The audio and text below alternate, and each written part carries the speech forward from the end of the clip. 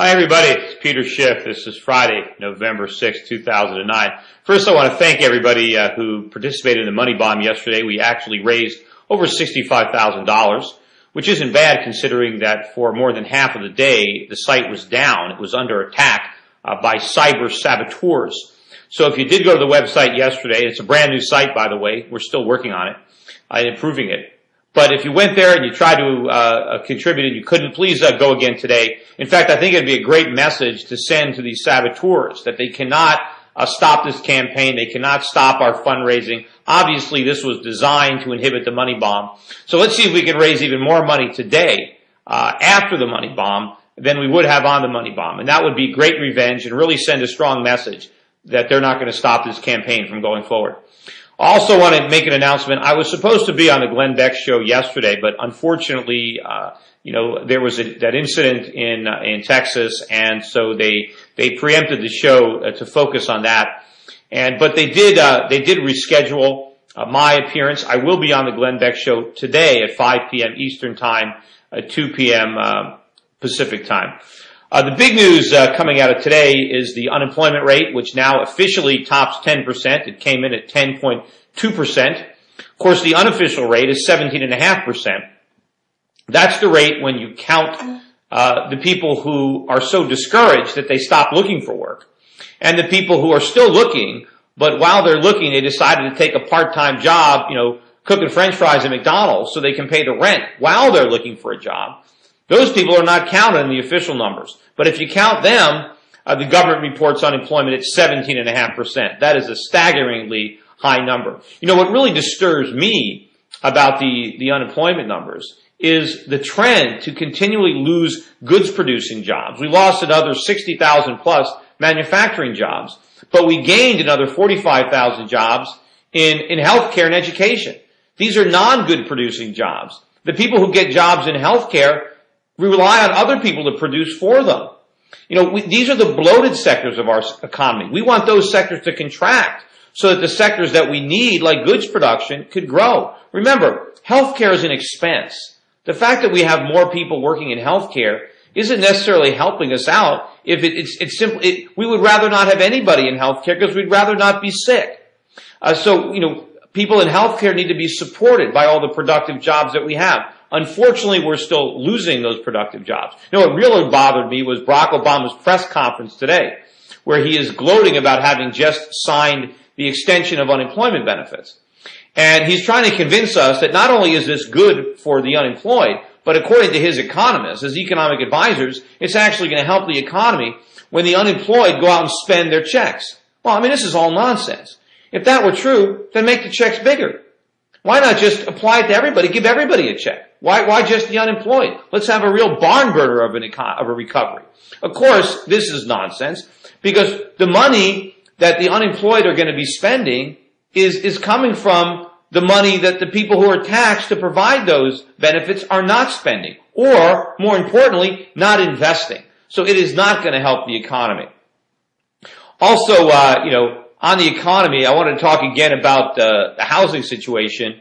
I commented the other day on the blog about this new deed for a lease plan, where Fannie Mae is going to take over houses and rent them back to their owners. And I've got these visions, of the $500 toilet seats at the Pentagon. When the government becomes the landlord and now has to fix all those toilets and the backed up garbage disposals and the busted dishwashers and the roof that's leaking and the heat that's not coming on.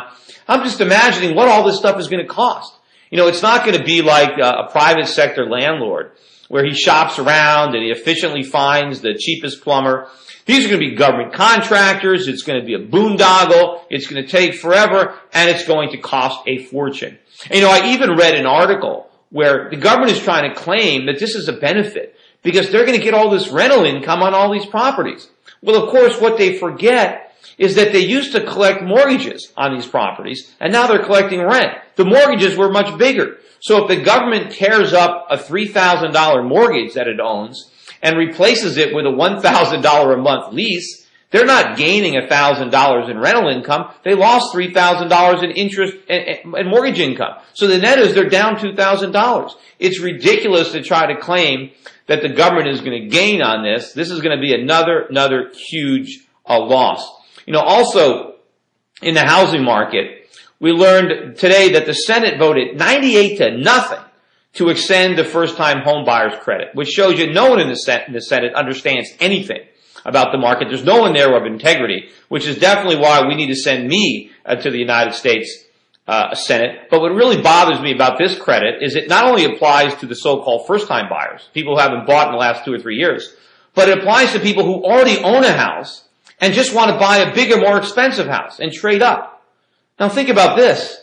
You got people who are renting houses, can't even afford their first house. Why are they being taxed so that people who already own homes can have bigger, more expensive homes?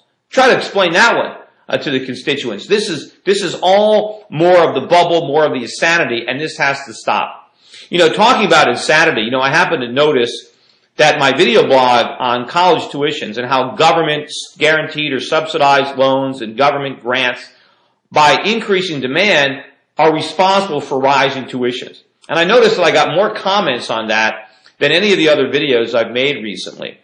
And it's obviously a topic that a lot of people are interested in. But it also occurs to me, and I want to comment, that the government is not only driving up the cost of a college degree, but it's driving down the value of that degree.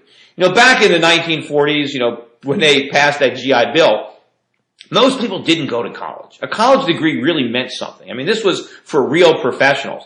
A high school diploma was sufficient for most jobs. A high school diploma was a big deal. High school graduation was a big deal. Not everybody even had that. So we didn't have to keep people in school that long to get a good job. But today, because the government pushes so many people through the educational treadmill with all that cheap money and guaranteed student loans and everything and aid, everybody gets a college degree. So the value is now diminished because so many people have them. It's basic supply and demand. Now if you want to stand out, now if you want to get a better job, you got to get a master's degree. You got to get a PhD. So if you really want to compare the cost of a degree today, you can't just compare the cost of a college degree today to a college degree in the 1940s or 50s because it's not the same thing. You have to compare the cost of a college degree back then to the cost of a college degree and a master's degree and maybe more. So not only is the cost really skyrocketed because you got to pay for the advanced degrees, but look at how long you're in college. It's not just 4 years. Some people now, it takes 5 years to get through college, and now you got 2 or 3 years of advanced degree. You're in there forever. You're borrowing more and more money, and you're delaying your entrance into the workforce where you can actually earn money. And of course, who is benefiting from these giant subsidies and everybody having to go to college and having to go to graduate school? It's not the students. They're not learning anymore. They're just dragging the whole process out. The beneficiaries is the educational bureaucracy, that infrastructure, that establishment that is ripping us off with the help of the government and all the aid and all the guaranteed and subsidized loans.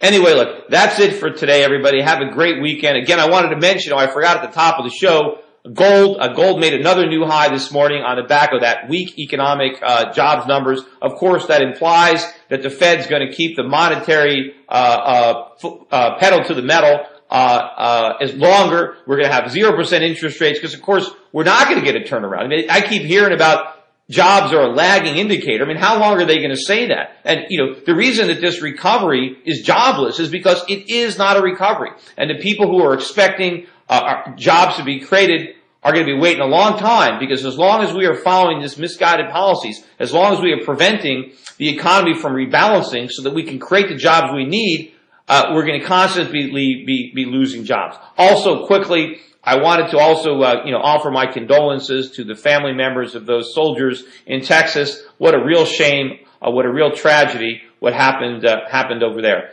Anyway, that's it for today. Again, enjoy your weekend, everybody. And don't forget, SchiffForSenate.com, the new website. The money bomb got sidetracked, so let's try to make today, the fallout of the money bomb and donate even more. Thanks a lot, everybody.